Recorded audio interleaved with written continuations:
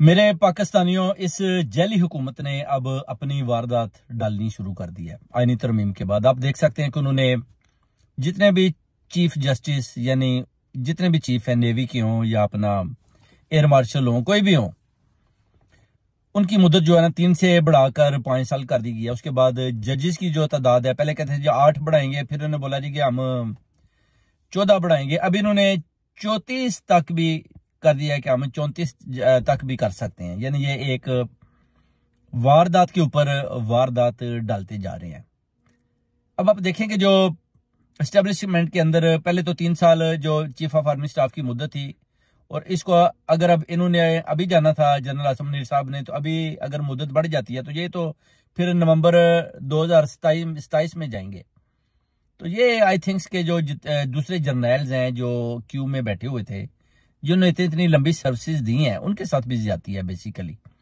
तो ये बेसिकली अगर आप ऐसा आइन और कानून बनाते हैं तो फिर जो दूसरे जर्नल्स हैं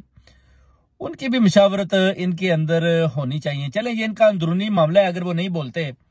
तो उसकी भी कोई खास वजह होगी, मगर देखना यह है कि आया उनको इस 5 साल की मुद्दत में क्या फायदा होता है या क्या नुकसान होता है, उस पर भी बाद में तबसरा करेंगे। अब जो इन्होंने ये जो कानून बनाया है, इसके बारे से आप ये भी देख सकते हैं कि ये किसी भी आदमी को उठाकर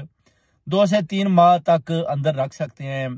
बगैर किसी हिलो हुज्जत के। उसके ऊपर तशद्दुद भी कर सकते हैं, उसके ऊपर जबर भी कर सकते हैं, उसके ऊपर फस्तायत भी कर सकते हैं। यानी ये जो जैली हुकूमत है किसी आदमी को बिठा लेती है, कोई इनको पूछने वाला नहीं होगा। ये एक जुल्म की दास्तान है जो पाकिस्तान के अंदर ऐसी आईनी तरमीम बनाई गई है। अब जो मौलाना फजलुर रहमान साहब कहते हैं जी वो जी ये क्या हो रहा है जी कि आपने जो 26वीं तरमीम का बोला था, ये अभी आप 27वीं जो बना रहे हैं, तो ये तो जो आपने मेरे साथ कॉन्ट्रैक्ट किया था उस हवाले से, तो ये तो जनाब आप गद्दारी कर रहे हैं। यानी मौलाना फजलुर रहमान साहब भी जो है ना, वो जब शुरू में तो बोलते हैं, बाद में वो देखते हैं कि ठीक है जी कुछ मिलने वाला है, तो फिर वो भी अपने वो कहते हैं टांगे निकाल कर अपना जनाब वो भी उनके साथ ही मिलकर फिर उनके साथ बैठ जाती हैं। तो ये मौलाना फजलुर रहमान की जो है ना,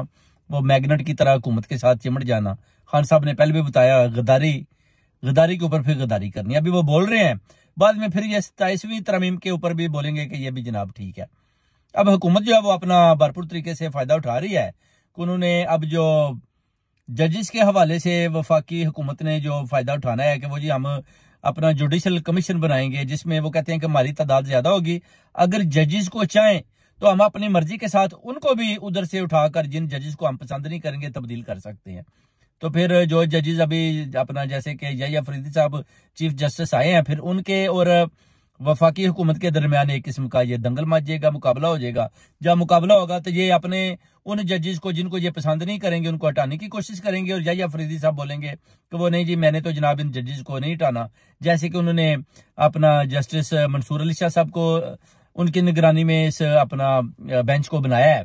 तो अगर हुकूमत या अपना नवाज शरीफ, शहबाज शरीफ या अपना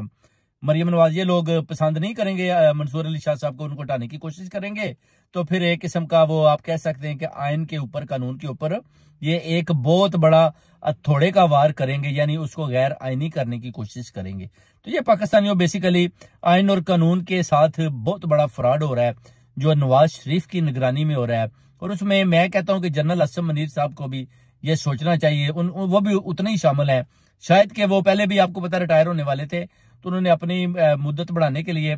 पीटीआई की पार्टी को कुचल कर रख दिया और खान साहब के ऊपर 200 केसेस बनवा कर उनको भी अंदर कर दिया। और अभी उनको अगर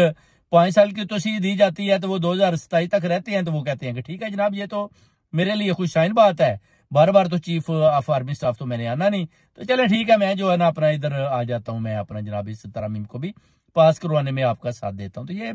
एक बड़ा और जुल्म और ज्यादती हो रही है। और इस तरह मिलिट्री कोर्ट्स बनाकर खान साहब को फिर उधर ले जाएंगे, इस तरह खुद ही कानून बनाते जाएंगे और उन आइन और कानून के मुताबिक ये खान साहब के ऊपर इस तरह के केसेस जल्दी जो बनाए हैं इस तरह उनको सजाएं देते जाएंगे। मगर एक बात यह है कि अगर खान साहब के ऊपर इन्होंने जो जैली केसेस बनाए हैं, बेसिकली ये जो नए आइन और कानून बना रहे हैं, नई तरमीमें बना रहे हैं, उनके अंडर यानी जो पिछले केसेस हैं वो उनके अंडर नहीं आने चाहिए, यानी उनके मताहत नहीं आने चाहिए, क्योंकि ये केसेस तो पहले हुए। अगर आप एक आईनी तरमीम और एक और बनाते हैं तो फिर जो पिछले केसेस हैं उनका उन आईनी तरमीम के साथ कोई लिंक नहीं होना चाहिए, बल्कि जो नए केसेस वो समझते हैं कि वो आईनी तरमीम के हिसाब से नए 2024 में आते हैं, जब तरमीम बनने के बाद, तो फिर उन केसों को बेसिकली उस आईनी तरमीम के हिसाब से उनके साथ मुंसलिक करके सुनना चाहिए। और अगर खान साहब के केसेस को ये मिलिट्री कोर्ट में या आईनी तरमीम के हवाले से सुनते हैं तो ये भी एक गैर आईनी काम होगा, जो अपना नए कवानीन के मुताबिक